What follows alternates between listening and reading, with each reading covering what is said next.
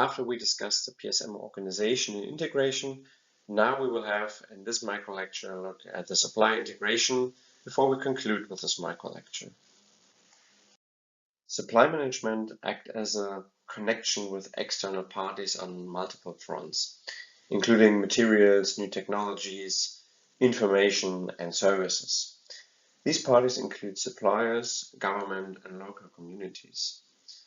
So for the suppliers, supply management primary external linkages are with its suppliers.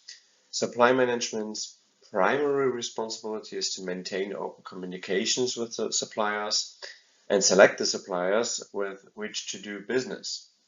So supply management should be the primary communication linkage with suppliers, although non-supply management personnel may contact a supplier about a particular item or question. And therefore, we also would like to introduce the concept of supply integration, which refers to the strategic collaboration between a manufacturer and its suppliers, and it focuses on improving inter-organizational processes through shared information, synchronized strategies, and mutual benefits. And then we also know the concept of early supply involvement, which refers more specifically than supply integration to the practice of involving suppliers at an early stage of the product development process to enhance design efficiency, cost effectiveness, and innovation through close collaboration. There are several advantages and obstacles for a collaborative buyer-supplier relationship. And the following characteristics define a collaborative buyer-seller relationship. Typically, there's one or a limited number of suppliers for each purchased item or family of items. So remaining suppliers often provide material under long-term contracts with agreed up-and performance improvement targets. Then there's also typically a win-win approach to reward sharing. There are joint efforts to improve supplier performance across all critical performance areas and joint efforts to resolve disputes. Then there's typically an open exchange of information, and this includes information about new products, supplier cost data, and production schedules and forecasts of purchased items. There's a credible commitment to work together during difficult times. So, in other words, a purchaser does not return to old practices at the first sign of trouble. And there's, last but not least, also a commitment to quality. So, defect-free products having design specification that are manufacturable and that the supplier's process is capable of producing. There are several ideas how to execute supply integration. One idea is implementing supplier suggestion programs. Suppliers, of course, can be a valuable source of improvement ideas, and they offer different expertise and perspectives. So companies miss out if they don't use this resource. Suggestions in this supplier suggestion program can be submitted via websites, meetings, or conferences, and usually through a form that outlines the idea, impact, estimated savings, and area of use. Each idea then gets a tracking number and to avoid being lost, and it then goes through an internal review based on feasibility, required resources, potential savings, and so on. And if accepted, the idea may be refined and implemented with supplier involvement. Another idea is the on-site supplier representative.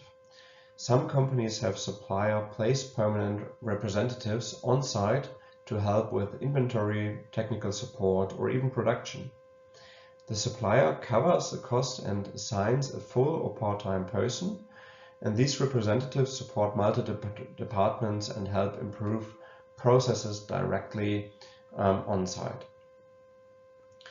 On the slide here, you can see several success factors of supply integration, such as formalized supply selection processes, early supply involvement, supply membership in product development teams, direct cross-functional communication, co-location of personnel, and joint training programs.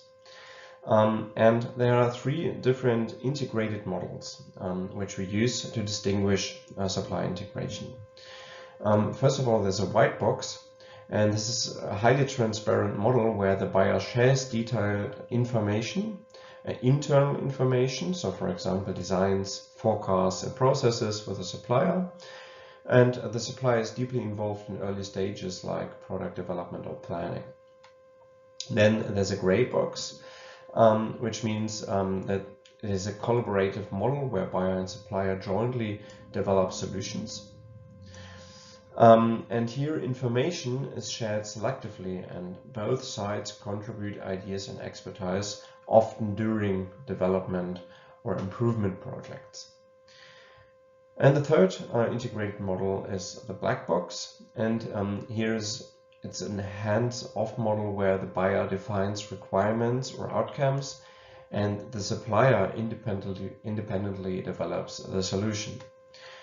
So the supplier's internal processes remain largely hidden from the buyer. This slide here illustrates a maturity model for the supplier integration. And the basic assumption is that with the increasing relationship quality, we get a higher return on relationship. On the first maturity level that we named the control level, we set expectations and basic requirements and secure the compliance. And basic activities is the pre-qualification, supplier audits and visits, and legal checks. Then on the second maturity level, we try to manage the supplier integration. So that means we measure and improve supplier performance via activities such as managing delivery and quality performance, feedback and corrective actions, and escalation process to phase out non-performers.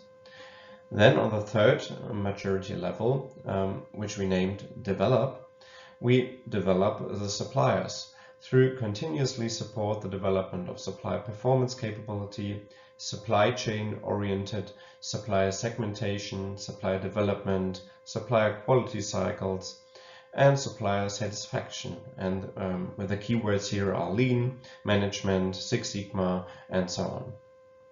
And on the last maturity and the highest maturity level, which we called innovate, we share value creation, grow business together with the suppliers. We check customers of choice, people, purpose focus, and value chain oriented. And actions here are the early supplier involvement, supplier enabled innovation, joint business development planning, and end customer focus.